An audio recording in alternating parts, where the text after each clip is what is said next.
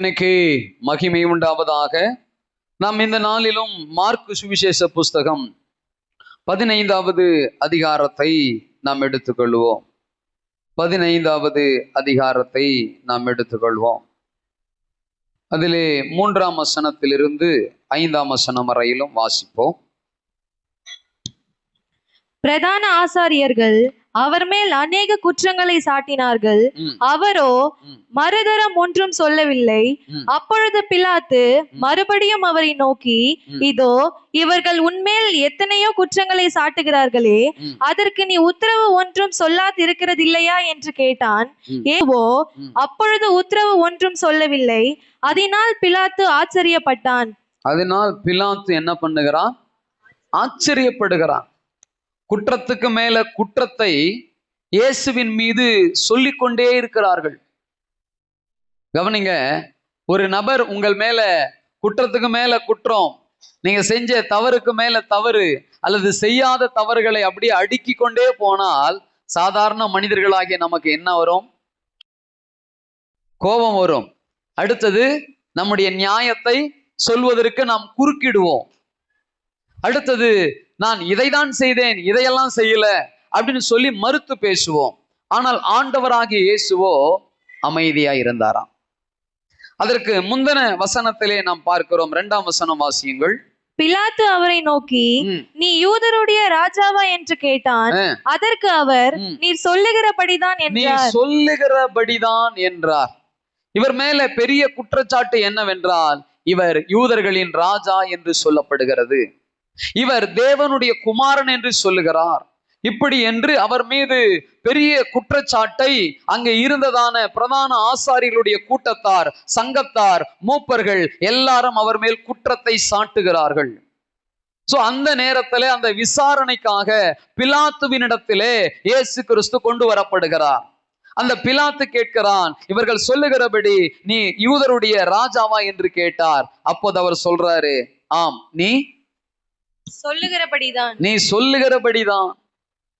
பாருங்கள், இந்த இடத்திலே அவர் வாயை திறந்து ஒரு வார்த்தையை பேசினார். ஆனால் அடுத்த சனமே நிறைய குற்றச்சாட்டு அவர் மேல் வைக்கப்படுகிறது. ஆனால் ஒரு வார்த்தையையும் அவர் என்ன பண்ணல? பேசல. ஆமென். நல்லா கவனிங்க. இந்த 2 இடத்துல நம்ம கற்றுக்கொள்ள வேண்டிய ஒரு சத்தியம் என்னன்னா, தேவையான இடத்துல வாயை திறந்து பேசணும். தேவையில்லாத இடத்துல வாய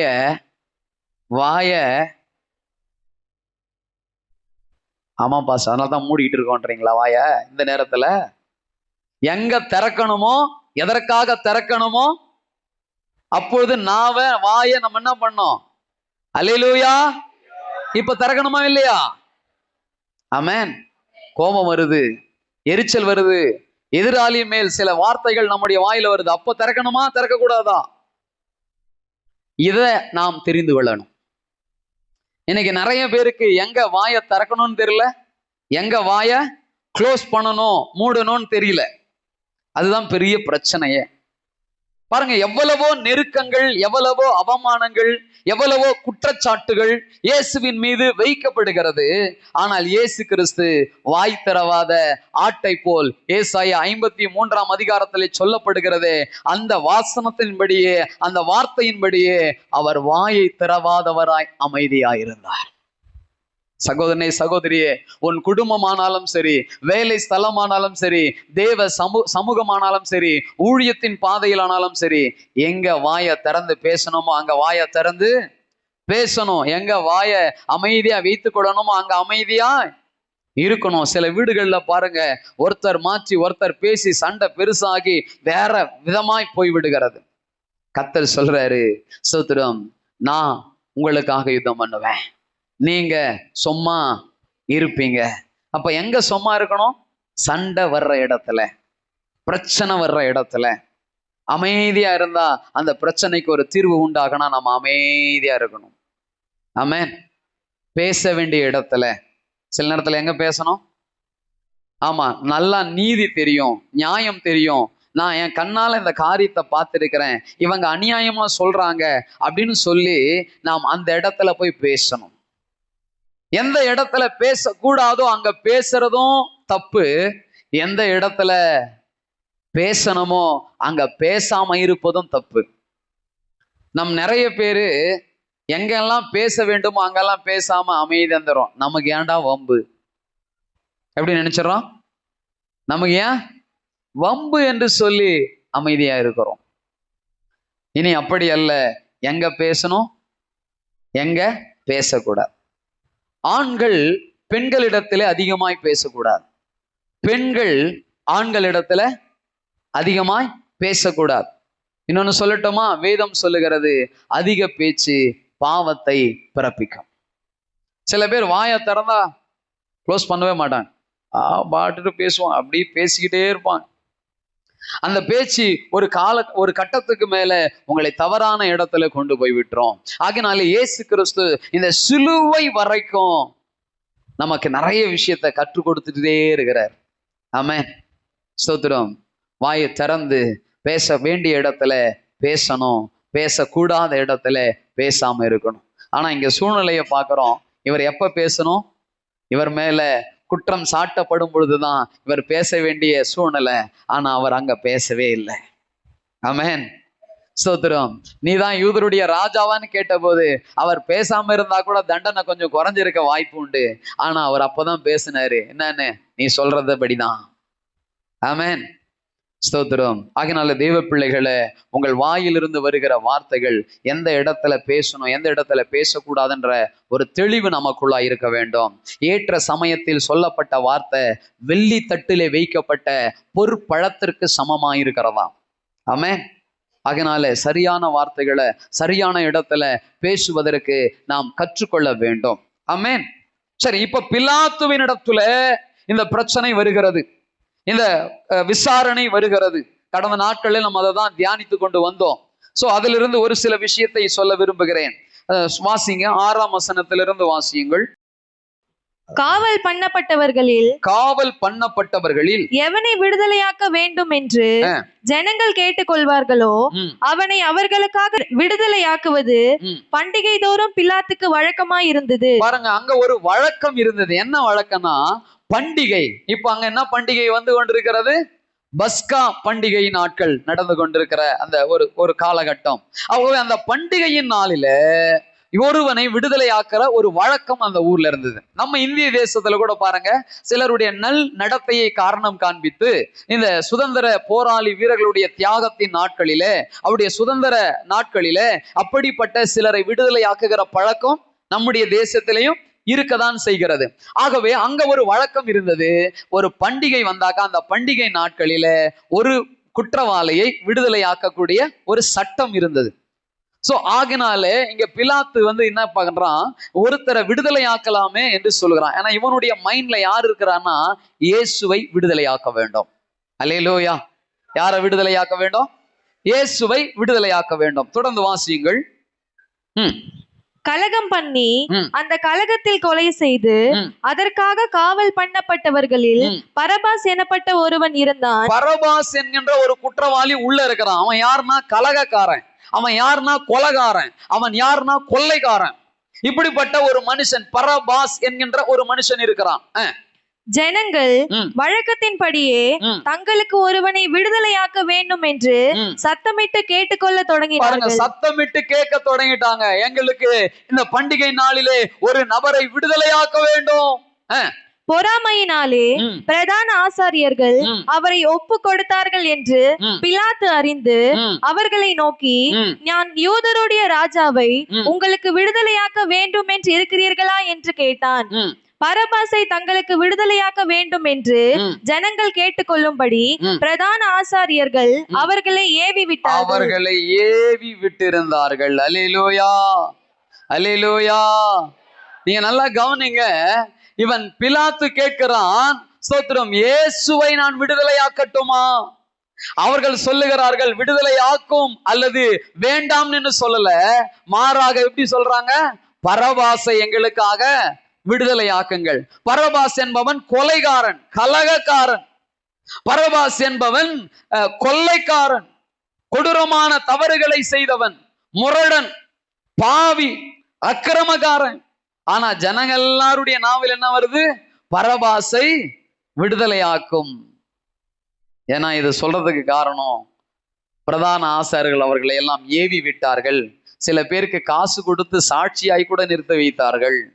சோ இப்படிப்பட்ட ஒரு நிலைமை ஏற்படுகிறது. இந்த செய்திக்கு ஒரு தலைப்பை கொடுப்போம் என்றால், இயேசுவின் நிமித்தம் விடுவிக்கப்பட்டவன், இயேசுவின் நிமித்தம் இணைக்கப்பட்டவன். 2 நபரை பத்தி நம்ம இன்னைக்கு பார்க்க போறோம். ஒருத்தன் பரபாஸ், இன்னொருத்தனை குறித்து நாம் பின் வருகிற நேரங்களிலே பார்ப்போம். இந்த பரபாஸ் என்பவனை குறித்து நாம் பார்க்கிறோம். அதாவது பரபாஸ் என்று என்ன பொருள் என்றால், தந்தையின் மகன் அல்லது ஆசிரியரின் மகன். சோ இப்படிப்பட்ட அர்த்தமுள்ள பெயரை உடைய இந்த மனுஷன் தன் தகப்பனுக்கு நல்ல பிள்ளையா இல்லை. அவன் முரணனாக, நம்ம ஊர்ல கூட சொல்லுவாங்க பாருங்களேன், வாத்தியார் புள்ள ஜீசஸ். அப்ப பாருங்க, சில நேரங்கள்ல போலீஸ்காரன் பிள்ளை, சில நேரங்கள்ல ஆப்போசிட்டா இருக்கிறதும் இருக்குது. சில பேர் சொல்லுவாங்க அப்பனா போலவே அம்மாவை போலவே. சில நேரத்துல பொருந்தியும் வரும், சில நேரத்துல சரி. இப்ப இங்க என்ன நடக்குதுன்னு பார்க்கலாம். இவன் கொலை செய்கிறவனாய், கலகம் செய்கிறவனாய், துரோகம் பண்ணுகிறவனாய், பணத்திற்காக எதையும் செய்யக்கூடிய ஒரு நபராக, முரடனாக இவன் காணப்பட்டான். இவன் பேர பெரிய கேஸ் இருக்குது, நிறைய கேஸ் இருக்குது. இவன் தூக்கு தண்டனைக்கு நேராய் போகிற அளவுக்கு கூட. சோ அந்த நாள்ல தூக்கு தண்டனை அந்த நாட்டுல இல்ல, சிலுவையில தான் அரைந்து மறிக்க வைப்பாங்க. சோ அப்படிப்பட்ட நிலையில இருந்த இந்த மனுஷன் சோத்திரம் விடுதலை ஆக்கப்படணும். இயேசுவோ சிலுவையில் என்ன பண்ணப்படணும்? அறையப்படணும் என்று சொல்லுகிறார்கள். அல்லேலூயா, அல்லேலூயா. தெய்வ பிள்ளையே, உங்க வாழ்க்கையில கொஞ்சம் யோசிச்சு பாருங்க. நல்லவனுக்காக கெட்டவனை பலி கொடுக்கலாம், ஆனா கெட்டவனுக்காக நல்லவனை, ஆமென், பிரைஸ் தி லார்ட், எந்த மனிதனும் இதை ஏற்றுக்கொள்ள மாட்டான். ஆனா இங்க பார்க்கிறோம், ஸ்தோத்திரம், இயேசுவை எங்களுக்கு சிலுவையிலே அறைந்து விட்டு எங்களுக்கு பரபாசை என்ன செய்யுங்க? விடுதலை ஆக்குங்கள் என்று சொல்லப்படுகிறது. இந்த வாசிக்கப்பட்ட வேத பகுதியில பார்த்தோம், பொறாமைப்பட்டதனால பிரதான ஆசாரியர்கள் இயேசுவின் மீது அதிகமான குற்றச்சாட்டை வைத்தார்கள். அவரை சிலுவையிலே அறையும்படியாக சொன்னார்கள். இன்னைக்கு கூட பாருங்க, நிறைய பேருடைய பொறாமையினால சிலரை குறித்து உங்களிடத்துல தவறான செய்திகளை கொண்டு வந்து சேர்த்து கொண்டே இருப்பார்கள். சிலருடைய பேச்சினால சில பேர் மேல நீங்க கோபப்பட்டீங்கன்னா அது நியாயம் இல்லை.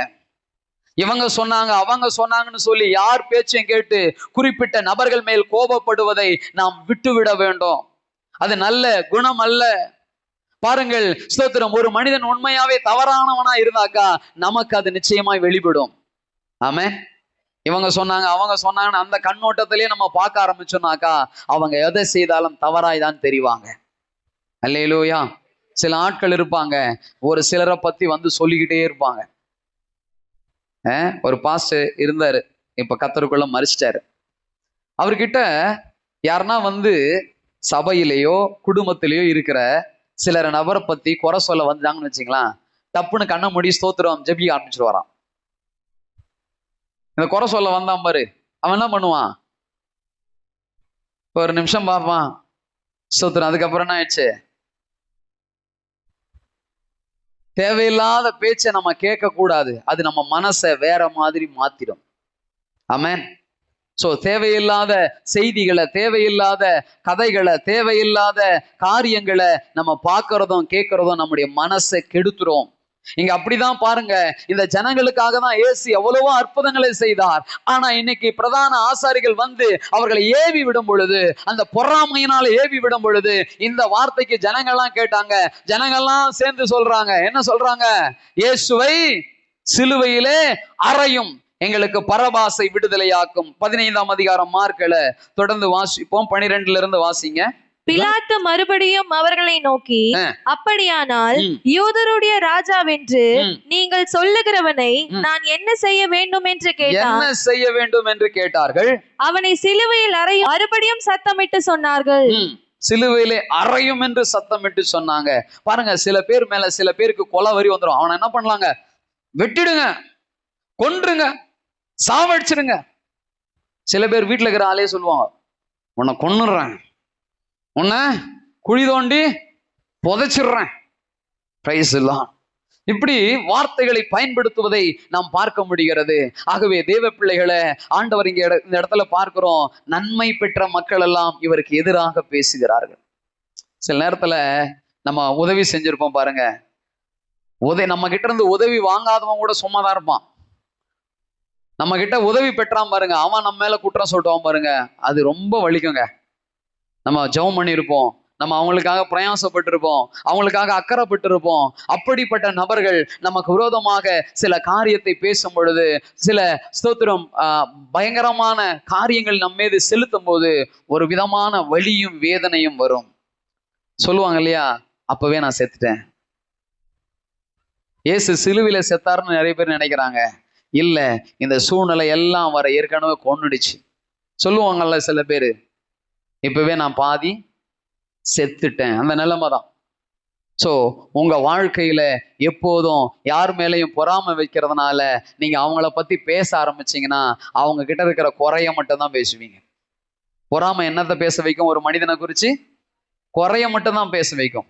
நீங்க ஒரு மனுஷனை குறிச்சு குறையா பேசிட்டு இருக்கீங்களா, உங்களுக்கே தெரியாம அந்த நபர் மேல உங்களுக்கு பொறாமை வந்துடுச்சுன்னு அர்த்தம்.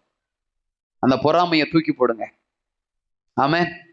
சில மரண வீடுகளுக்கு நம்ம போறோம். இந்த மரண வீட்டுல போனாங்கன்னா பாருங்க, செத்து போன நபர் அவர் நல்லவரா கெட்டவரா அப்படின்னு பாத்தீங்கன்னா, அவர் நிறைய கெட்டதும் செஞ்சிருப்பாரு ஆனா அந்த சாவு வீட்டுல யாருமே அவர் செய்த கெட்டதை பேசவே மாட்டாங்க. ஆனா நல்லதை மட்டும் என்ன பண்ணுவாங்க, எப்பா செத்துட்டு போயிரு. உயிரோடு இருக்கும்போது நல்லதே பேசுறது இல்ல, குறையா சொல்லி சாவடிச்சிருது. சாவடிச்சிட்ட போய் என்னது, ஆமா இந்த அக்கா மாருங்கெல்லாம் அம்மா மாருங்கெல்லாம் பார்த்துருப்பீங்க. நிறைய வீடுகளில் போகும்போது இந்த ஆயா மாருங்கெல்லாம் என்ன பண்ணுவாங்க, அப்படியே ஒப்பாரி ஒண்ணு வைப்பாங்க, ஏன் ராஜா. ஆமா, இங்க விட்டா இப்போ ஒரு 4-5 பேர் ரெடி ஆகுறாங்க. ஆமா, அல்லேலூயா, ஆமென், ஜீசஸ்.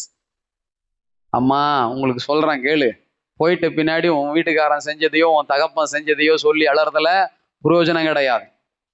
ஆமென். ஒரு நண்பனோ உறவுகளோ போயிட்ட பின்னாடி அவங்க செய்த நன்மைகளை சொல்லி அலறதுல பிரயோஜனம் இல்லை. அவங்க இருக்கும் பொழுதே அவங்க முன்னாடி சொல்லணும் அவசியம் இல்லை. ஆனா அநேகரிடத்துல அவங்க கிட்ட இருந்த நன்மையை மாத்திரம் சொல்லுங்க. அல்லேலூயா. ஒரு பாஸ்டர் சொன்னாரு, மீட்டிங் முடிஞ்சது, பாஸ்டர் சொன்னாரு, குறைகள் ஏதாக இருக்குமானால் என்னிடத்தில் தனியாய் சொல்லுங்கள், நிறைவுகள் இருக்கும் என்றால் வெளியே போய் எல்லாரிடத்திலும் சொல்லுங்கள். அல்லேலூயா. ஆனா மனுஷ புத்தி என்ன பண்ணும், நீங்க எல்லாம் மனுஷங்க தானா? எத்தனை பேர் ஆமான்றீங்க? எனக்கு டவுட்டா இருக்குதே. மனுஷங்கள்லாம் ஆமேன்னு சொல்லுங்க. நான் உங்களுக்கு ஒரு காரியத்தை சொல்லி கொடுக்கிறேன். நீங்க மனுஷங்க கிடையாது, தேவ மனுஷங்க. சொல்லுங்க, என்ன மனுஷங்க நம்ம எல்லாரும்? அதனால மற்ற மனுஷனுக்குரிய குணங்களோ எண்ணங்களோ பேச்சுகளோ நமக்குள்ள வரக்கூடாது. ஒரு தேவ மனிதனுக்குரியது தான் வெளிப்படணும். வேதம் சொல்லுகிறது, மேலானதை தேடுங்கள். அல்லேலூயா.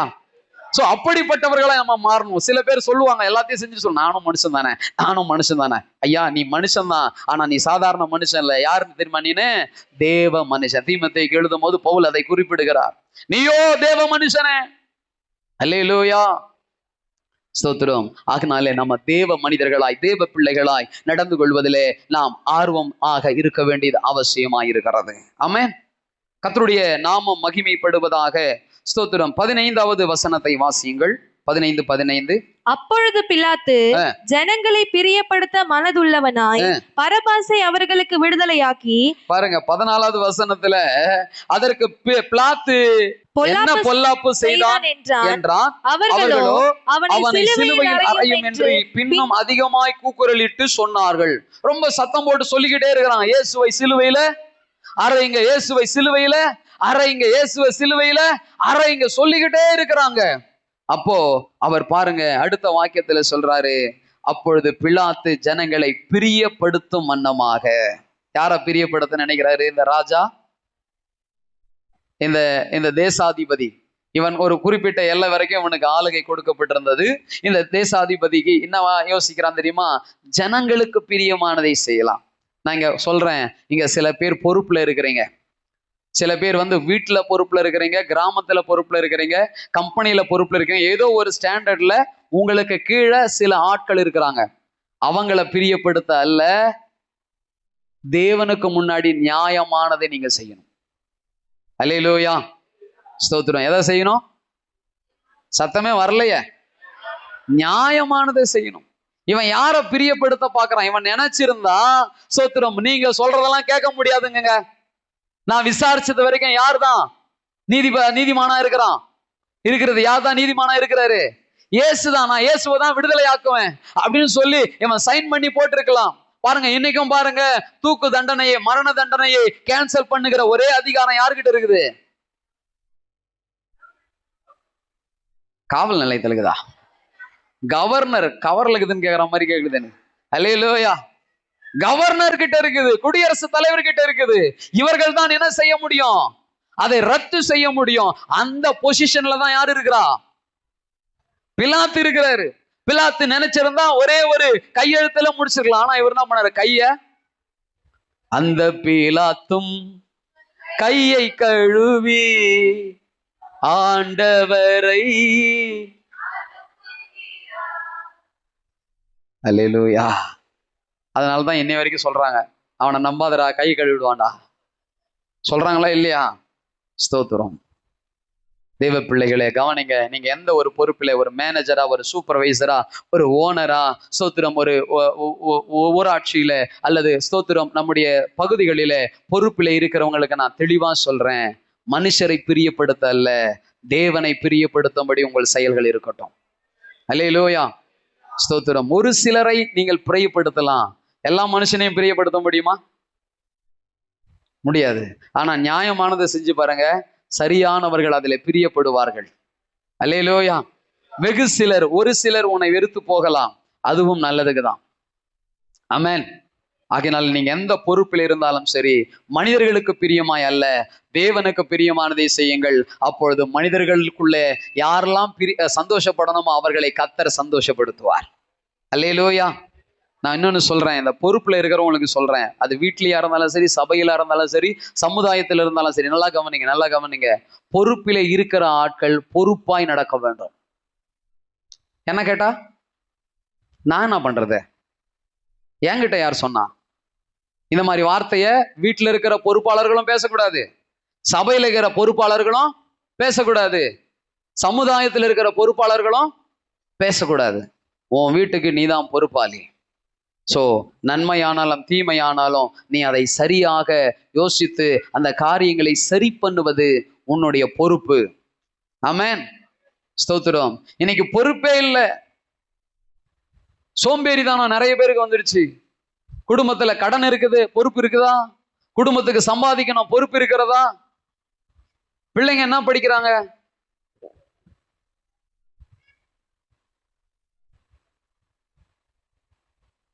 சில தகப்பன்மாருக்கு பிள்ளைங்க எந்த வகுப்பு படிக்கிறாங்கன்னு தெரியாது.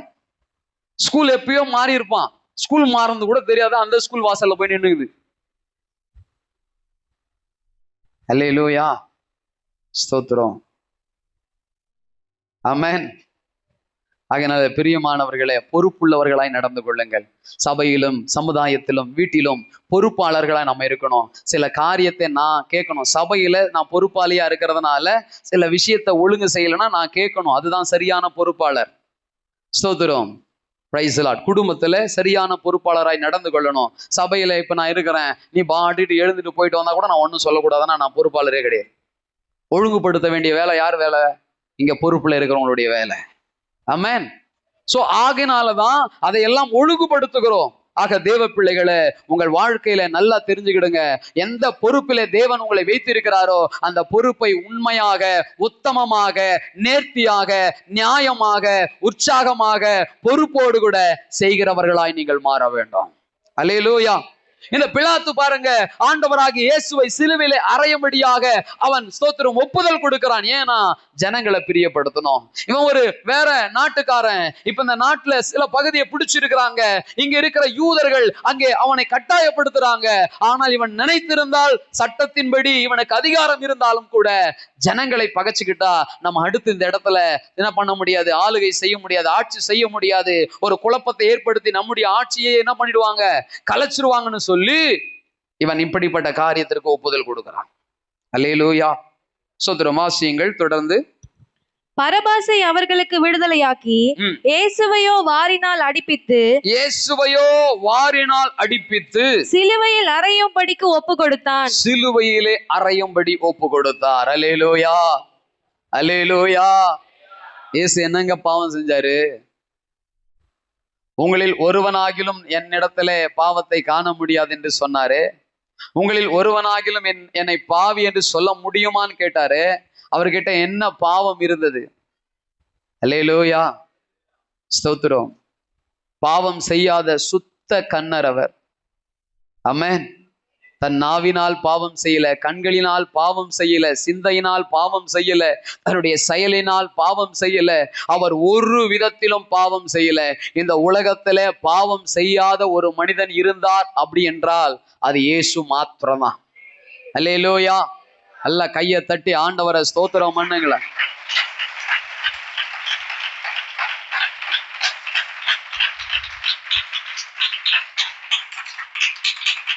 இயேசுவை நான் எதற்காக ஏற்றுக்கொள்ள வேண்டும்னு யாருன்னா கேள்வி கேட்டாங்கன்னா சொல்லுங்க, தெய்வத்துக்குரிய அத்தனை காரியமும் அவர்கிட்ட தான் ஃபுல்ஃபில்லா இருக்குது. அல்லேலூயா. முழுமையா யார் இடத்துல இருக்குன்னா, ஒரு தெய்வம் அப்படி என்ன எப்படி இருக்கணும் நீ நினைக்கிறேன்னு ஒரு கேள்வியை கேளுங்க, அவன் சொல்ற அத்தனைக்கும் பொருந்தக்கூடிய ஒரே நபர் ஆண்டவராகிய இயேசு கிறிஸ்து மாத்திரம்தான். அல்லேலூயா. இதை நாம் அறிய வேண்டும். இதை தவிர்த்து இதற்கு மேல ஒரு நபரை நீ காண்பி, ஒரு தெய்வத்தை காண்பி, நான் ஏற்றுக்கிறேன். சவால் விடுங்க. அல்லேலூயா. அவரை போல பரிசுத்தர் ஒருத்தரும் கிடையாது. அவர் பொய் சொன்னது கிடையாது. அவர் மனம் மாறினது கிடையாது. ஸ்தோத்திரம். அல்லேலூயா. அவர் வஞ்சித்தது கிடையாது. ஆமென்.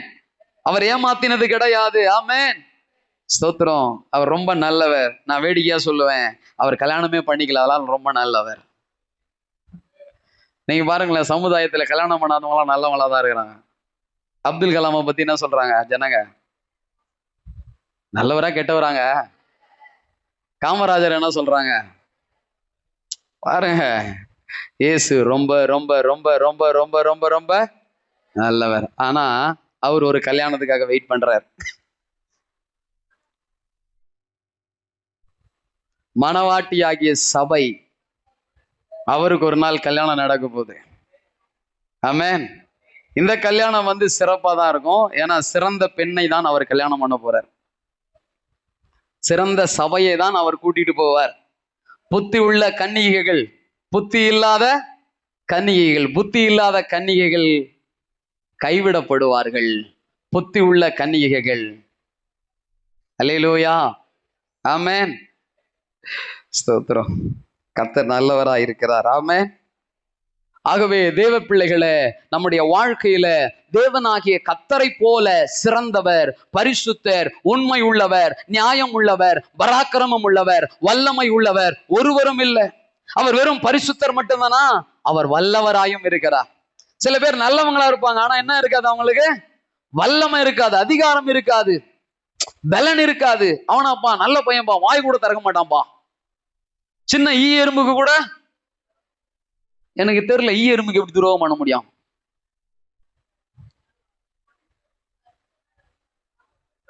கச்சா கூட அடிக்க மாட்டீங்க, எடுத்து அப்படியே எறும்பு அண்ணா இந்த பக்கமா போங்கண்ணா. அல்லேலூயா. அவ்வளோ நல்லவங்க. எறும்பு மருந்து ஏன் வைக்கிறாங்க? ஏன் வாங்குறீங்க? அல்லேலூயா. இன்னைக்கு நிறைய பேருக்கு என்ன நடக்குது என்றால், ஸ்தோத்திரம், தேவனுக்கு மகிமை உண்டாகட்டும், நல்லவங்களா இருக்கிறாங்க, ஆனா வல்லவங்களா இல்லை. ஆனா இயேசு அப்படி இல்லை. அவர் மரணத்தையும் ஜெயித்த வல்லவர். அல்லேலூயா. அவர் பிசாசை ஜெயித்த வல்லவர். அவர் வியாதிகளை ஜெயித்த வல்லவர். அவர் இயற்கைகளையும் ஜெயித்த வல்லவர். அல்லேலூயா. காற்றும் கடலும் அவருக்கு அடங்குகிறது, கீழ்ப்படுகிறது. ஆகவே நம்முடைய ஆண்டவர் சாதாரணமானவர் அல்ல, அவர் நல்லவர், அவர் வல்லவர். எனக்கு ஆச்சரியம், எவ்வளவு சத்துவத்தையும் வச்சுக்கிட்டு அமைதியா இருக்கிறார். நம்ம நிறைய பேர் நான் நல்லவன்றதை நிரூபிப்பதற்கு முயற்சி எடுப்போம். நான் நீதிமான். பாருங்க, நிறைய பேர் குடும்பத்திலேயே பாருங்க, கணவன் மனைவிக்கு பிரச்சனை வந்துட்டாலே இவங்க தான் நல்லவங்கன்றத அந்த அந்த பேசுற இடத்துல சொல்லி சொல்லி காண்பிப்பாங்க. நான் அமைதியா தான், இவங்க தான். சோ அவங்க எதனா ஒரு குற்றம் சொன்னா கூட அதற்கு காரணம் யாரு? இவங்க தான். மாத்தி மாத்தி சொல்லிட்டே இருப்பாங்க. பொதுவா மனுஷனுடைய இயல்பு என்னன்னா, தன்னை நியாயப்படுத்தியும் மற்றவர்களை சோத்திரம் கீழே கொண்டு போகிறது தான் அவங்களுடைய எண்ணங்கள். சில பேர் பாருங்களேன், ஏன்டா செஞ்ச? அவனாலதான் செஞ்சேன். ஏன் இப்படி பண்ண? ஏன் சூழ்நிலை. ஆகவே நம்முடைய தவறை கூட நியாயப்படுத்துகிறது தான் மனித குலம். ஆனா இயேசு கிறிஸ்து பாருங்க, தவறே செய்யலனாலும் பிதாவின் சித்தம் நான் சிலுவையில அறையப்படுவது, அதற்காக அவர் தன்னை மௌனமாய் ஒப்பு கொடுத்திருந்தார். அல்லேலூயா. சோ அப்ப அந்த சிலுவையில இந்த ஸ்தோத்திரம் இயேசு கிறிஸ்துவை அறையும்படியாக அவர்கள் எல்லோரும் கூக்குரலிட்டு சத்தம் போட்ட உடனே இந்த பிலாத்து மனிதர்களுக்கு பிரியமானதை செய்தார். என்ன நடந்தது தெரியுமா?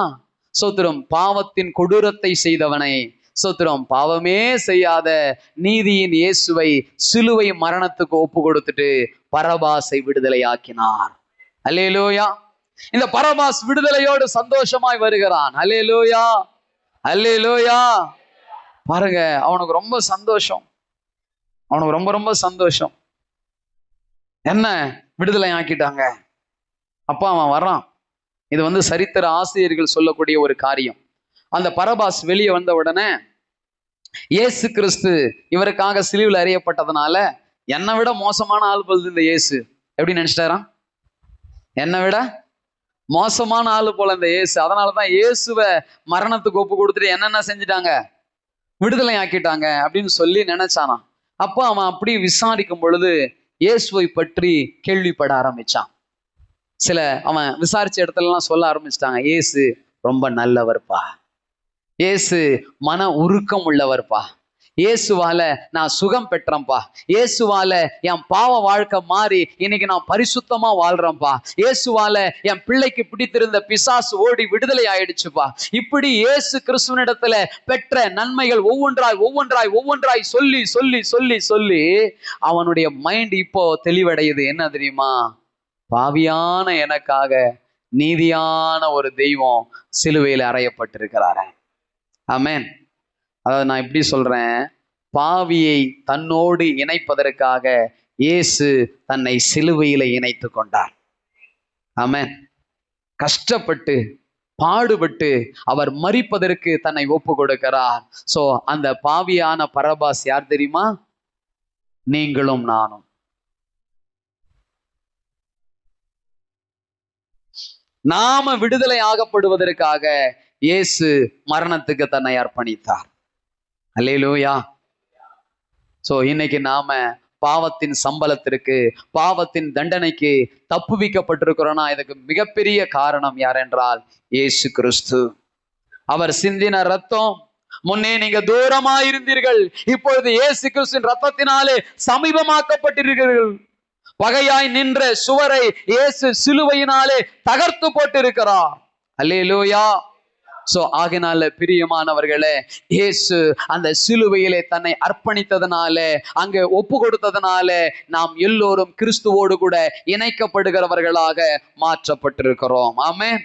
இந்த இணைப்பு சாதாரணமாய் கிடைக்கல, இந்த ரட்சிப்பு சாதாரணமாய் கிடைக்கல, இந்த மீட்பு சாதாரணமாய் கிடைக்கல. நாம அடிக்கப்பட வேண்டிய இடத்துல, நாம ரத்தம் சிந்த வேண்டிய இடத்துல, நாம வேதனைப்பட வேண்டிய இடத்துல, நாம மரிக்க வேண்டிய இடத்துல இயேசு தன்னை அர்ப்பணித்து நின்றதுனால நாம் இன்னைக்கு அவரோடு இணைக்கப்பட்டிருக்கிறோம். அல்லேலூயா. வேத ஆசிரியர்கள் சொல்றாங்க, இதை அறிந்த நாள் முதல் பரபாஸ் இயேசு பரபாஸ் என்று பெயர் மாற்றப்பட்டு அவன் ஊழியம் செய்கிறவனாய் மாறினான். எனக்காக இயேசு சிலுவையிலே அறையப்பட்டாரே, அவர் விட்டு சென்ற ஊழியத்தை நான் இந்த பூமியிலே செய்வேன் என்று அவன் ஒரு தீர்மானத்தை எடுத்தான். அல்லேலூயா. இன்றைக்கு உனக்காக எனக்காக சிலுவையில மரித்த இயேசுவுக்காக நாம் என்ன செய்ய போகிறோம்? நமக்காக அவர் செய்தது ஏராளம் ஏராளம். நாம் அவருக்காக என்ன செய்ய போகிறோம்? கொஞ்சம் நம்ம நிதானித்து பார்த்து இயேசுவுக்காக நாம் செயல்படுகிறவர்களாய் மாற வேண்டும். அல்லேலூயா. இத்தனை ஆண்டுகள் நான் வீணாய் கழித்துட்டேனே, பரவாயில்ல, இன்னைக்கு நீ உன்னை ஒப்பு கொடுத்தாலும் கர்த்தர் இதுவரைக்கும் இருந்த குறைவுகளை எல்லாம் மாற்ற வல்லவராயிருக்கிறார். பாருங்க, இஸ்ரவேலுடைய நிலங்கள் பல வருஷங்கள் சுத்திரம் அப்படியே இருந்தாலும் அவங்க எப்போ மனம் திரும்பினாங்களோ அப்பொழுது இரட்டிப்பான நன்மைகளை கர்த்தர் கொடுத்தார். அல்லேலூயா. இன்றைக்கும் உங்களை ஒப்பு கொடுங்க. ஆண்டு நீங்க போன வருஷம் ஒப்பு கொடுத்திருந்தா எப்படி உங்க மூலமா அற்புதம் செஞ்சிருப்பாரோ, உங்களை பயன்படுத்தி இருப்பாரோ, அதை விட இந்த வருஷம் உண்மையா ஒப்பு கொடுத்தீங்கன்னா இரட்டிப்பா உங்களை பயன்படுத்துவார். அல்லேலூயா. கர்த்தர் நல்லவராய் இருக்கிறார். நாட்களை தள்ளி கொண்டு போகாதீங்க.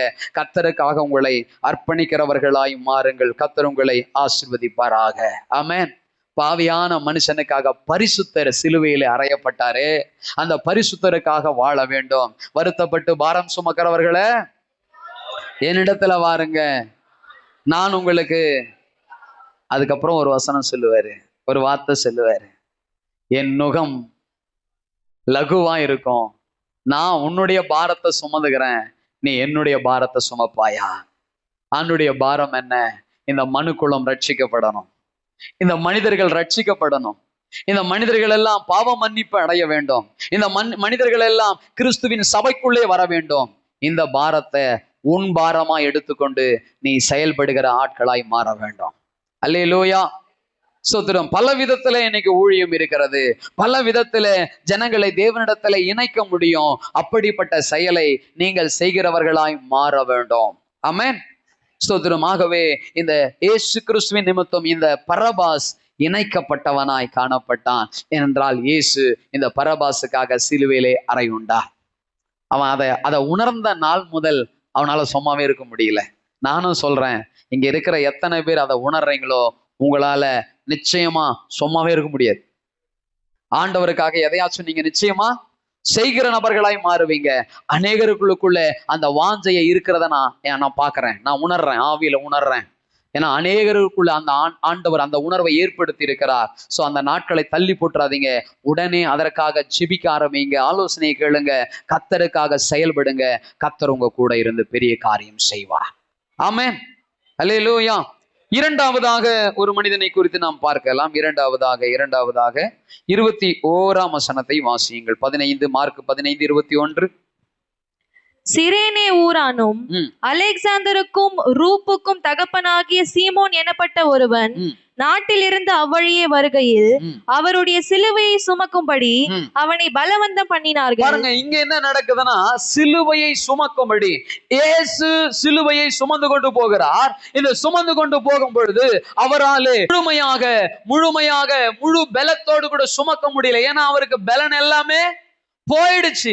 ஏன்னா தலையிலிருந்து கால் வரைக்கும் அவரை அடித்திருக்கிறார்கள், ரத்தம் சிந்திருக்கிறார். ரத்தம் சொட்ட ரத்தம் கொட்ட பலன் குறைந்து போய்விடும். இது நம்ம எல்லாருக்கும் தெரியும். சில நேரத்துல மயக்கம் வருதுன்னு போய் செக் பண்ணி பாருங்களேன். ஹாஸ்பிட்டல்லாம் சொல்லுவாங்க, உங்களுடைய பிளட் அளவு என்ன இருக்குங்க, கம்மியா இருக்குங்க, அதனாலதாங்க உங்களுக்கு மயக்கம் வருதுன்னுபாங்க. அப்ப இயேசு கிறிஸ்துனுடைய சரீரத்துல ஏகப்பட்ட ரத்தம் ஏற்கனவே போயிருக்கிறது. ஆமென். ஏன்னா அவரை வாரினால் அடித்தாங்க. வார் என்பது எப்படி இருக்கும் தெரியுங்களா? சாட்டை நீங்க பார்த்திருப்பீங்க. அந்த சாட்டையினுடைய முனையில கம்பி இருக்கும். சோ எலும்பு துண்டுகள் இருக்கும். சோ இதெல்லாம் சேர்ந்துதான் அங்க இருக்கும். அத அடிக்கும் பொழுது என்ன பண்ணோம், அப்படியே பஞ்ச் ஆயிடும் உடம்புல. அப்படியே போய் என்ன பண்றோம், பதிஞ்சிரும், அப்படியே உள்ள இறங்கும். எந்த அளவுக்கு இறங்குதோ அந்த அளவுக்கு இழுக்கும் போது சதையும் தோலும் அதிலே ஒட்டி கொண்டு வரும். இவ்வளவு அடிகளும் இயேசு உனக்காகவும் எனக்காகவும் பட்டிருக்கிறார். உங்க கண்களுக்கு முன்னாடி நான் சொல்ற சிலுவை காட்சியை நீங்க கொண்டு வரும்படி நான் அன்பாய் கேட்கிறேன். காலையில தியானிச்சோம், ஒரு தகப்பன் படுகிற பாட ஒரு பிள்ளை நேரடியா பார்ப்பான் என்றால் அவனுக்குள்ளே மாற்றம் வரும். அப்பா கஷ்டப்பட்டு ஸ்தோத்திரம் வேலை செஞ்சு சம்பாதிக்கிறார் என்ற உணர்வு அவனுக்கு எப்ப தெரியுமா வரும்? அந்த கஷ்டத்தை நேரடியா பார்த்தா மட்டும்தான் வரும். இல்லைன்னா அவன் ஊதாரியா தான் இருப்பான், இல்லைன்னா அவன் இஷ்டத்துக்கு தான் செலவு பண்ணுவான். அப்பாவுடைய கஷ்டம் தெரியாது, இதுக்கு கூட அதுக்கு கூடன்னு கேட்டுக்கிட்டே இருப்பான். ஆனா எப்ப அப்பா கஷ்டப்படுறத பாக்குறாரு, அவர் வேலை செய்யும் போது வாங்குற திட்டு, அவர் வேலை செய்யும் போது படுற அடிகள், அவர் வேலை செய்யும் போது வருகிற வியர்வைகள், அவர் வேலை செய்யும் போது பெருமூச்சு விடுவது, இதெல்லாம் ஒரு ஒரு ஒரு பையன், ஒரு மகனோ மகளோ நேரடியாய் பார்க்கும்போது அவங்க வாழ்க்கையில ஒரு மாற்றம் வரும். ஸோ அதை காட்டிலும் பெரிய மாற்றம் இயேசு உனக்காக எனக்காக செய்ததை நம்முடைய கண்களுக்கு முன்னாடி கொண்டு வரணும். பிரைஸ் எல்லாம் ஒரே அடியோட நிறுத்தலைங்க. சங்கீதக்காரன் சொல்றான், அவருடைய முதுகு எப்படி இருந்துதான், ஏர் உழுதது போல இருந்துதான். நம்ம எல்லாம் கிராமத்துல தான் இருக்கிறோம். ஏர் உழுறதுன்னா உங்களுக்கு தெரியும், பள்ளம் மேடு, பள்ளம் மேடு, பள்ளம் மேடு, அப்படி இருக்கும். அப்படியே ஸ்தோத்திரம், பிரைஸ் லார்ட், முதுகு முழுவதுமாக, சரீரம் முழுவதுமாக அந்த ஸ்தோத்திரம் வாரினால் அடித்து அடித்து அடித்து எடுத்த பொழுதெல்லாம் சதை, ரத்தம், தோல், நரம்பு, ஸோ இப்படி எல்லாமே வெளியே வந்துச்சு. இவ்வளவு சூழ்நிலையில சிலுவையை சுமப்பது கடினம். கடினம், சிலுவையை சுமப்பது ரொம்ப ரொம்ப கடினம். இந்த நேரத்துல அந்த வழியில நிறைய ஏராளமான ஜனங்க பாக்குறாங்க. ஒருத்தர் ரெண்டு பேர் இல்லைங்க, ஏராளமான ஜனங்க பாக்குறாங்க. அதுல ஒருத்தனை மட்டும் பர்டிகுலரா கூப்பிடுறாங்க. அவன் பேர் என்ன, அவன் ஊர் என்ன? சீரேனே ஊரானாகிய சீமோன். இப்பதான் நீங்க வாசிங்க, சொல்லுங்க. சீரேனே. இந்த சீமோனுடைய பிள்ளைகளை குறித்து கூட அவங்க அறிந்திருந்தாங்க. அவனை கூப்பிட்டாங்க. கூப்பிட்டு என்ன செய்யறாங்க, இந்த சிலுவைய இயேசுவோடு சேர்ந்து நீ என்ன பண்ணு, சும. அவரால் என்ன பண்ண முடியல, தனியா சுமக்க முடியல. ஏனென்றால் பலனெல்லாம் போயிடுச்சு. கூட சேர்ந்து நீயும் சுமந்து கொண்டு வா என்று சொல்லி இங்கே பலவந்தம் பண்ணப்படுகிறான். இந்த பலவந்தம் பண்ணப்பட்ட உடனே சோ அவன் யோசிக்கிறான், இப்போ ஒருவேளை இயேசு சுமக்கிற அந்த சிலுவை இன்னைக்கு சுமப்பாரானா அவரை போய் தாங்கிறதுக்கு நம்ம எல்லாரும் போய் நிற்போம். ஆமேன் தானே? ஆமேன் தானே? அவரை அடிக்கிறவங்கள கூட நாம என்ன பண்ணுவோம், அவரை அடிக்காதீங்கன்னு சொல்லி அவரை சூழ்ந்து கொண்டு நாமளும் அடிய வாங்குவோம். ஆமேன், ஸ்தோத்திரம். இவ்வளவு அன்பு நமக்கு இன்னைக்கு இருக்குது. ஆனா அன்னைக்கு நிறைய பேருக்கு தெரியல, இவர் தேவகுமாரன் என்பது தெரியல, இவர் ஏன் அடிபடுறாருன்னு தெரியல. குறிப்பாக அந்த நாட்களில சிலுவை சுமப்பது என்பது சாபம். கலாத்தியர்ல சொல்லப்படுது இல்லையா, மரத்திலே தூக்கப்பட்ட எவனும் சபிக்கப்பட்டவன். அதை எடுப்பதற்கு சாபம். அதை சபிக்கப்பட்டவன் தான் எடுப்பான். அந்த சிலுவையில போயிட்டு அவருக்கு உதவி செய்வது என்பது ஒரு சாதாரண விஷயம் அல்ல. அதுல யாரும் உதவி செய்யவே மாட்டாங்க. நீ பணம் கேட்டா கூட நான் கொடுத்துட்றேன் அப்படின்னு சொல்லுவாங்க. அது ஒரு அவமானம், அது ஒரு நிந்த, அது ஒரு வேதனை, அது ஒரு அவச்சொல். சோ ஆனாலும் இந்த சீரேனே ஊரானாகிய சீமோன் பலவந்தம் பண்ணப்பட்ட உடனே அவன் ஒரு கட்டத்துக்கு மேல ஸ்தோத்திரம் இயேசுவோடு கூட சேர்ந்து என்ன பண்றான், அந்த சிலுவைய சுமக்க ஆரம்பிக்கிறான். இயேசுவின் நிமித்தம் விடுவிக்கப்பட்டவன் பரபாஸ், இயேசுவின் நிமித்தம் இணைக்கப்பட்டவன் இந்த சீரேனே ஊரானாகிய சீமோன். நீங்களும் நானும் இயேசுவால் விடுவிக்கப்பட்டது உண்மை. ஆமென். இப்பொழுது இயேசுவோடு கூட இணைந்து செயல்படுகிற சீரேனே ஊரானாகிய சீமோனாக ஆண்டவர் நம்மை பார்க்கிறார். அல்லேலூயா. நாம் சொன்னது போல இந்த பாரமான ஊழியம், இந்த பாரமான காரியம், சோ இதையெல்லாம் செய்வதற்கு அவருக்கு துணையாக மனிதர்களாகிய நாம் வேண்டும்.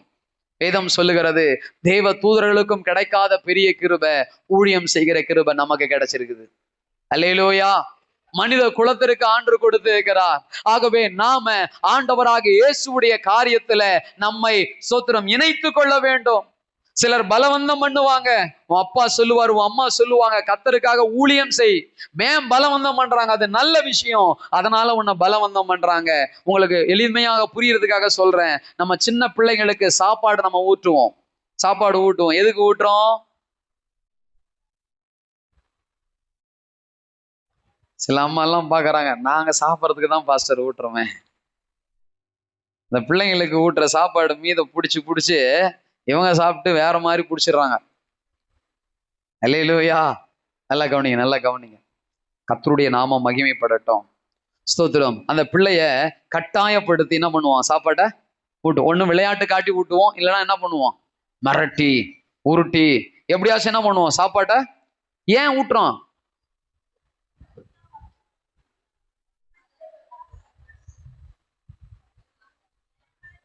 ஏதோ சொல்றீங்க, ஹெல்த்தியா இருக்கணும், பலனா இருக்கணும், பிள்ளை வளரணும், பிள்ளை நல்லா இருக்கணும். சோத்துரும் எனக்கு வேணாம். இப்ப இருக்கிற பிள்ளைங்கள்லாம் ஜங்க் ஃபுட்டு தான் ரொம்ப விரும்புறோம். ஒரு பையன் சொன்னான், ஆப்பிள்லாம் ஜங்க் ஃபுட்டுன்னா. அட பாவி, எப்படா அதை மாத்தினாங்க? அப்புறம் அவனுக்கு ஃபோன்லாம் எடுத்து ஏ ஃபார் ஆப்பிள்லாம் காட்டி அதுல என்ன விட்டமின் இருக்குதுன்னா காட்டி அப்புறம் தான் நம்ப வச்சோம். விஷயம் என்னன்னா அப்போ கூட சாப்பிடலாம். அல்லேலூயா. எதுரா நல்ல ஹெல்த்தி ஃபுட்? அவன் சொல்றான் சிப்ஸு, குர்குரே, நூடுல்ஸ். சோத்துரும். இப்படி நிறைய பிள்ளைங்க இருக்கிறாங்க. கவனிங்க கவனிங்க.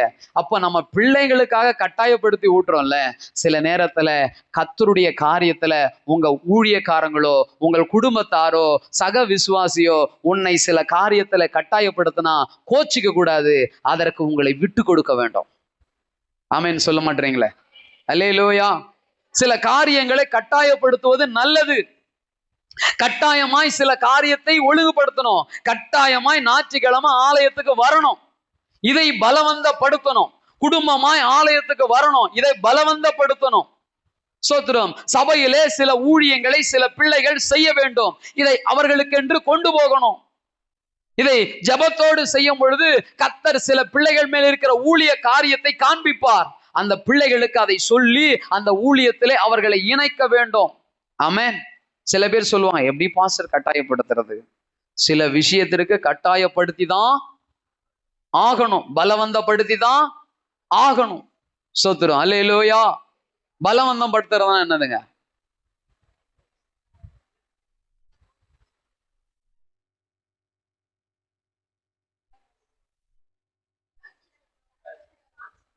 அல்லேலூயா. சாப்பாடு ஊட்டத்திலே வந்துடுவோம். இப்ப சாப்பாடு ஊட்டும் போது குழந்தை என்ன பண்ணும்? வேணான்னு சொல்லும், துப்பம், அழும். குழந்தை வளர்க்குறோம்ல, சொல்லுங்க, ஓடும், இவ்வளவும் இருக்கும். ஆனாலும் நம்ம என்ன பண்றோம்? எப்படியாச்சும் அதை விளையாட்டு காட்டி இல்லைன்னா மிரட்டி கிரட்டி என்ன பண்றோம்? ஆமா, என்னென்னமோ சொல்லுவோம். நெய் ஊத்தன, இதை ஊத்தன, அதை ஊத்தன, அப்பாவுக்கு ஒரு வாய் அம்மாவுக்கு ஒரு வாய், ஏதோ ஒண்ணு சொல்லி பப்பெல்லாம் கடைஞ்சி எப்படியோ என்ன பண்ணுவோம்? குழந்தைக்கு ஊட்டிடுவோம். ஸ்தோத்திரம். அல்லேலூயா. இதுல காட்டுற பலவந்தத்தை ஆவிக்குரிய காரியத்துல உன் குடும்பத்திலே நீ காண்பிக்க வேண்டும். இது வெறும் சரீர வளர்ச்சியை தான் தரும். இது ஸ்தோத்திரம் தேவனுக்குள்ளாக வளருகிற வளர்ச்சியையும் அந்த பிள்ளையினுடைய எதிர்காலத்திற்குமான ஒரு சரியான அடித்தளமாய் மாறும். அல்லேலூயா. அல்லேலூயா. சோ ஆண்டவர் சொல்றாரு, ஸ்தோத்திரம் யோசுவாவை பார்த்து சொல்றாரு, இதுக்கு மட்டும் நீ எப்படி பாரு, தேவனுடைய வார்த்தையை விட்டு விலகாம இதுல மட்டும் பலகொண்டு திடமனதா இரு, இதுல மட்டும் உறுதியா இருந்துரு, இதுல மட்டும் ஸ்ட்ராங்கா இருந்துரு. நான் என்ன செய்வேன்? உன்னை கொண்டு செய்ய வேண்டிய செயலை இந்த தேசத்திலே செய்து ஊழியத்தை நிறைவேற்றுவேன் என்று சொல்லுகிறார். அல்லேலூயா. கர்த்தருடைய நாமம் மகிமைப்படுவதாக. கர்த்தர் நல்லவர், கர்த்தர் நல்லவர். அப்படியே எழுந்து நிற்போம். எல்லாரும் எழுந்து நிக்கலாம் அப்படியே. சோ 3 காரியம் கொண்டு வந்த 2 சொல்லி இருக்கிறேன். கர்த்தருக்கு சித்தமானால் மற்றதை அடுத்த வாரத்துல பார்க்கலாம். நல்ல கவனிங்க. 2 காரியம் இன்னைக்கு ஆண்டவர் பேசுறாரு. இந்த சீரேனே ஊரான் ஆகிய இந்த சீமோன் வந்தான். சோ பலவந்தப்படுத்தப்படுகிறான். மத்தேயு 11ஆம் அதிகாரம் 12ஆம் வசனம். மத்தேயு 11ஆம் அதிகாரம் 12ஆம் வசனம். யோவான் ஸ்நானன் காலம் முதல் இதுவரைக்கும் பரலோக ராஜ்யம் பலவந்தம் பண்ணப்பட்டிருக்கிறது. பரலோக ராஜ்யம் பலவந்தம் பண்ணப்படுகிறது. பலவந்தம் பண்ணுகிறவர்கள் அதை பிடித்துக் கொள்ளுகிறார்கள். அல்லேலூயா. யாருக்கெல்லாம் எது முக்கியம் தெரியுதோ அதை தான் மற்றவங்க கிட்ட அதை பலவந்தப்படுத்துவாங்க. நான் சொல்றது புரியுதா உங்களுக்கு? பரலோகம் முக்கியம் என்பதை பிடித்து கொண்டவர்கள் தான் அந்த பரலோகத்தை குறித்து உங்களுக்கு முக்கியப்படுத்த முடியும், கட்டாயப்படுத்த முடியும், பலவந்தப்படுத்த முடியும். சாப்பாட்டினுடைய காரியத்தை அறிந்ததனாலதான் பிள்ளைகளுக்கு அதை நம்ம பலவந்தப்படுத்துகிறோம். பரலோகத்தை அறிந்தவன், ரட்சிப்பை அறிந்தவன், தேவ ராஜ்யத்தை அறிந்தவன், அதற்குள்ளே உன்னுடைய குடும்பத்தையும் உன்னுடைய உறவுகளையும் உன்னுடைய தேசத்தையும் கொண்டு வருவதற்கு நீங்களும் பலவந்தப்படுத்துகிறவர்களாய் மாறுவீர்கள். அல்லேலூயா. சோ இந்த சிலுவைய இயேசுவோடு கூட சுமக்கிறான். முதல்ல என்ன பண்ணா வரமாட்டேன்னு சொன்னான். அதுக்கப்புறம் பலம் வந்த படுத்தின பின்னாடி வந்தான்.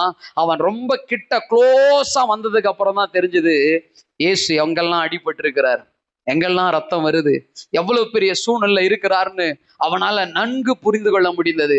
இப்போ கொல்கொதா மலை வந்துருச்சு. இப்ப என்ன வந்துருச்சுங்க? கொல்கொதா மலை வந்துருச்சு. சோத்திரம். போர் சேவகர்கள் சொல்றாங்க, ஏப்பா இதுக்கு மேல நீ என்ன பண்ண தேவையில்ல, அவருடைய சிலுவையை நீனு சுமக்க தேவையில்ல, போப்பான்றாங்க. ஆனா இப்ப அவன் நிலைமை என்ன தெரியுமா? நான் போக மாட்டேன், இயேசுவை தனியா விட்டுட்டு நான் போக மாட்டேன், இயேசுவை சிலுவையில அறையறீங்களே அறையாதீங்க, இப்படி கதறான். அவனை கட்டாயப்படுத்தி வெளியே அனுப்புனாங்க. அல்லேலூயா, ஸ்தோத்திரம். நான் சொல்றேன், ஆண்டவருக்காக சில காரியத்தை செய்வதற்கு சில பேர் உன்னை கட்டாயப்படுத்தி இருக்கலாம்.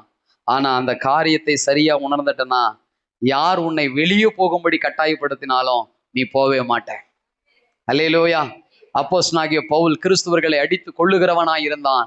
ஆனால் ஒரு நாள் அவன் ரட்சிக்கப்பட்ட பொழுது, சவுலாய் இருந்தவன் ரட்சிக்கப்பட்ட அப்போஸ்தலனாகிய பவுலாய் மாறும் பொழுது அவன் பாருங்க கிறிஸ்துவுக்காக அடியை வாங்குகிறவனாய் மாறினான். அல்லேலூயா, சோத்திரம். நம்மில் சில பேர் கூட அப்படி இருந்திருப்போம். கிறிஸ்துவங்களை பார்த்தா பிடிக்கவே பிடிக்காது, கிறிஸ்துவங்களை பார்த்தா அடிக்கணும் திட்டணும்னு தோணி இருக்கும். ஆனா இன்னைக்கு கிறிஸ்துவுக்காக அடி வாங்கவும் திட்டு வாங்கவும் நம்மளை ஒப்பு கொடுக்குறோம்னா, இயேசு சிலுவையில பட்ட அந்த காரியங்களை எல்லாம் நம்மளால உண்மையாய் அறிந்திருக்க முடிகிறது.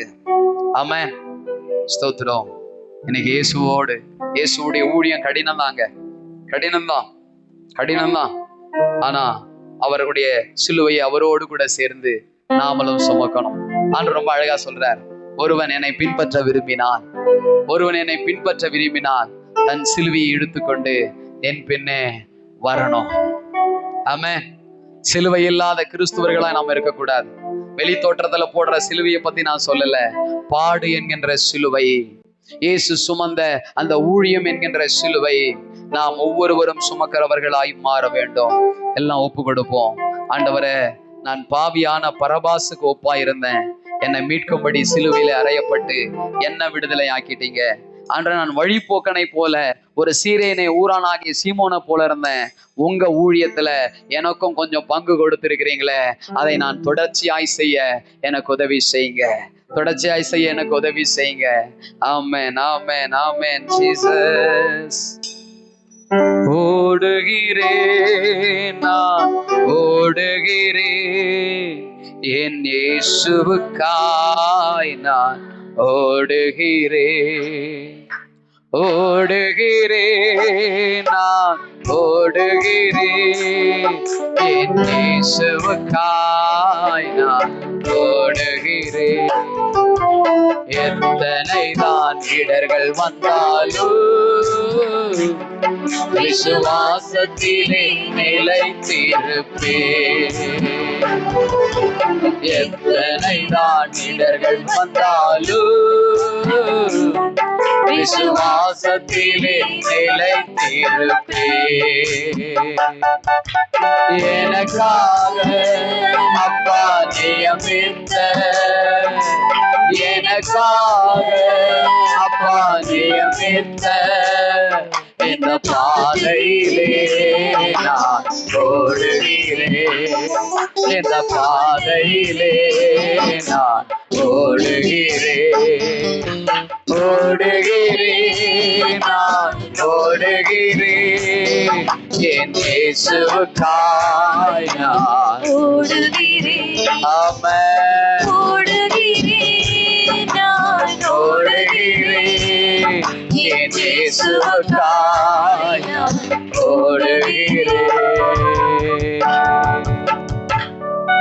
ஆமா ஆண்டவரே, பாவியான எனக்காக நீர் அடிக்கப்பட்டீர். கலகக்காரனாக, கொள்ளைக்காரனாக,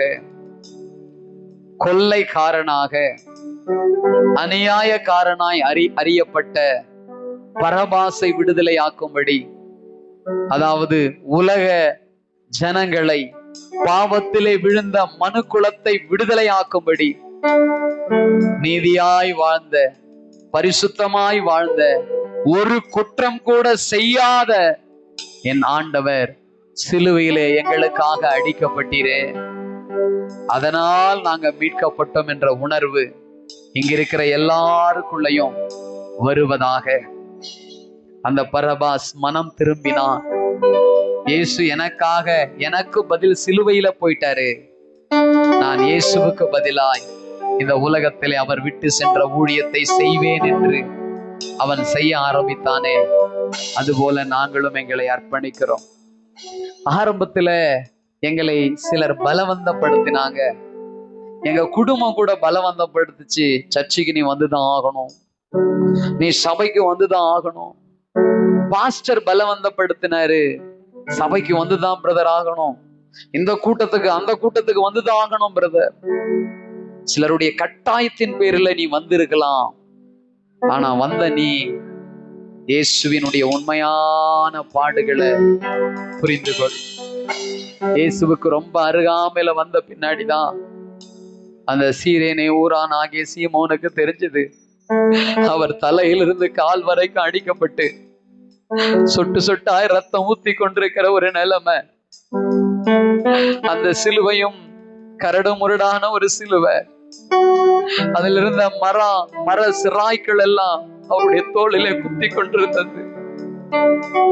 இதையெல்லாம் பார்த்த உடனே, இயேசுவே நான் உமக்காக இதை சுமப்பேன் என்று அவன் கொல்கத்தா மலை வரைக்கும் வந்தான். போர் சேவர்கள் எல்லாம் போதும் நீ போ அப்படின்னு சொன்னாலும் அவன் போகாம அங்கே நிக்கிறான். இயேசுவை நான் எப்படி தனியா விடுவேன்? ஒரு குற்றமும் செய்யாதவரை எப்படி விடுவேன்? அவன் உள்ளம் உடைக்கப்பட்டது. அவனும் ரட்சிக்கப்பட்டவனாய் ஊழியக்காரனாய் மாறினான். என் இயேசு விட்டு சென்ற ஊழியத்தை நான் செய்வேன் என்று இந்த வார்த்தையை கேட்கிற தேவ பிள்ளையே, நீங்களும் நானும் என்ன செய்ய போகிறோம், என்ன செய்து கொண்டு இருக்கிறோம் என்பது அல்ல, இனி என்ன செய்ய போகிறோம். இயேசு சுமந்து சென்று விட்டார். அவர் நமக்கென்று சில பொறுப்புகளையும் கடமைகளையும் இந்த பூமியிலே வைத்திருக்கிறார். அதை உண்மையும் உத்தமமாய் நிறைவேற்ற நாம் நம்மை அர்ப்பணிப்போம். நான் ஓடுவேன்பா, உமக்காக ஓடுவோம்பா, நீங்க நியமித்த பாதையில ஓடுவோம்பா. பாடுகள் வரலாம், நெருக்கங்கள் வரலாம், அவமானங்கள் வரலாம், ஆனா நான் இயேசுவின் அன்பை கொச்சப்படுத்த மாட்டேன், இயேசுவின் அன்பை நான் அசட்டை பண்ண மாட்டேன். எத்தனை பேர் உங்களை ஒப்பு கொடுக்குறீங்க? நான் உங்க அன்பை அசட்டை பண்ணின நாட்கள் உண்டு, புரிந்து கொள்ளாத நாட்கள் உண்டு, அறியாத நாட்கள் உண்டு. அதையெல்லாம் எனக்கு மன்னிச்சிருங்கப்பா. நீர் எனக்காக பட்ட பாட நான் உணர்கிறேன், நான் உணர்கிறேன், உணர்கிறேன், உணர்கிறேன் ஆண்டவரே, நான் உணர்கிறேன். எவ்வளவு அடி எனக்காக வாங்கினீங்க, எவ்வளவு ரத்தம் எனக்காக சிந்தினீங்க. பாவியான என்னுடைய நன்மைக்காக, என்னுடைய பரலோக அனுமதிக்காக நீங்க பட்ட பாடுகளை எல்லாம் நான் நினைக்கிறேன் ஆண்டவரே, நினைக்கிறேன் ஆண்டவரே. சகோதரா, சகோதரியே, உலகத்தும் மனிதன் நம் மேல் வைத்த அன்பு உணரும் போது, அவன் இல்லாத போது எவ்வளவு வலிக்குது, எவ்வளவு கண்ணீர் வருகிறது. இயேசுவின் அன்பை உணர்ந்து நம்ம ஒப்பு கொடுப்போம். என்ன நம்புறாரு இயேசு, உங்களையும் நம்புறாரு.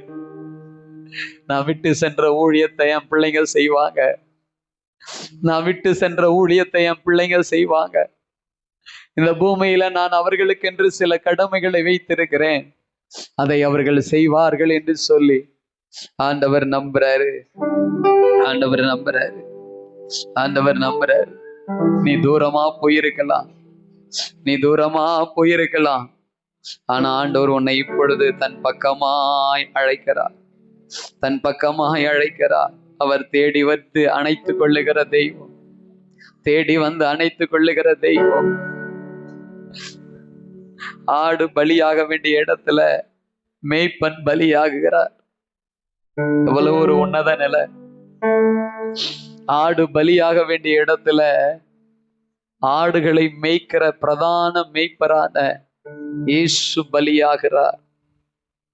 இன்னைக்கு இந்த ஆட்டு மந்தைக்காக இயேசு பலியாயிருக்கிறார். சகோதரா, கிறிஸ்துவம் சாதாரணமானதல்ல. நீயும் நானும் ஏதோ ஒரு அறியாமையில இது ஒரு மதங்க அப்படின்னு நினைச்சிருக்கலாம். இது சாதாரணதல்ல. இது இயேசுவின் ரத்தத்தினால் சம்பாதிக்கப்பட்ட சபை. பெரியவங்க சொல்றோம் இல்லையா, வேர்வை சிந்தி சம்பாதிச்சுதுரா, பார்த்து செலவு பண்ணு. கர்த்தர் சொல்றாரு, இது வேர்வை சிந்தி அல்ல, ரத்தம் சிந்தி சம்பாதிக்கப்பட்ட சபை. ஆண்டவருக்கு நேரா உங்களை அர்ப்பணிங்க. பெரிய மேய்ப்பரே, பிரதான மேய்ப்பரே, நல்ல மேய்ப்பரே, நன்றி ஐயா.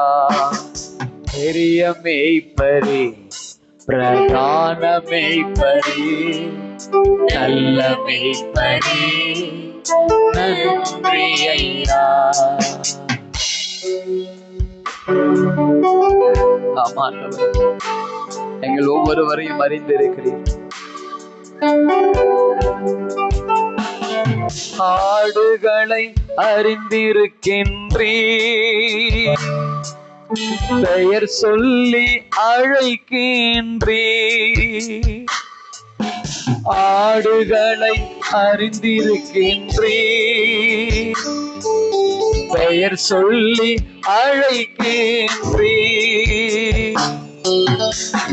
முன்பாக நடந்து செல்கின்றீர், முன்பாக நடந்து செல்கின்றீர். சத்தம் கேட்டு பின் செல்கின்றோ, சத்தம் கேட்டு பின் செல்கின்றோ. ஏசையா, ஏசையா, நல்மேய்ப்பர் நீர்தானையா. ஏசையா, ஏசையா, நல்மேய்ப்பர் நீர்தானையா. பெரிய மேய்ப்பரே, பிரதான மேய்ப்பரே, நல்ல மேய்ப்பரே, நன்றி ஐயா.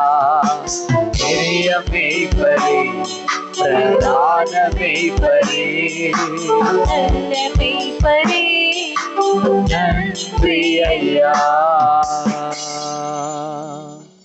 ஆமாண்டவர், நல்ல மேய்ப்பன் தன் ஆடுகளுக்காய் ஜீவனை தருகிறான்.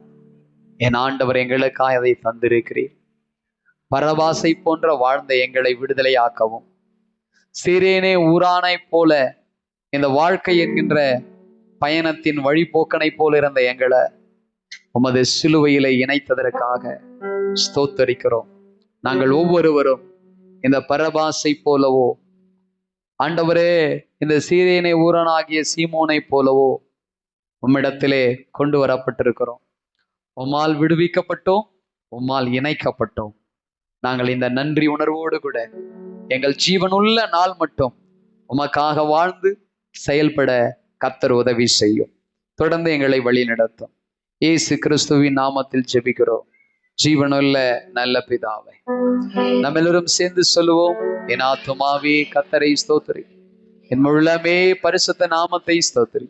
என் ஆத்துமாவே கர்த்தரை ஸ்தோத்திரி, கர்த்தர் செய்த சகல அருளையும் மறவாதே. நம்முடைய கர்த்தராகிய இயேசு கிறிஸ்துவினுடைய கிருபையும், பிதாவாகிய தேவனுடைய அன்பும், பரிசுத்த ஆவியானுடைய ஐக்கியமும், அனினமும், ஆறுதலும், சமாதானமும் நம்முடைய சபையார் யாவரோடும் சகல பரிசுத்தவான்களோடும் இன்றைக்கும் என்றென்றும் சதா காலங்களிலும் அவர் வருகை மட்டும் இருப்பதாக. நம்முடைய கர்த்தராகிய இயேசு கிறிஸ்துவினுடைய கிருபையும் சமாதானமும் உங்களோடு இருப்பதாக. கர்த்தர் தாமே உங்களை ஆசீர்வதித்து உங்களை காக்க கடவர். கர்த்தர் தம்முடைய முகத்தை உங்கள் மேல் பிரகாசிக்க பண்ணி உங்கள் மேல் கிருபையாயிருக்க கடவர். கர்த்தர் தன்னுடைய முகத்தை உங்கள் மேல் பிரகாசிக்க பண்ணி பிரசன்னமாக்கி உங்களுக்கு சமாதானம் கட்டளையிட கடவர். அல்லேலூயா, அல்லேலூயா, அல்லேலூயா. கர்த்தர் உங்களை ஆசீர்வதிப்பார். ஒருவரை ஒருவர் வாழ்த்து செல்லுவோம்.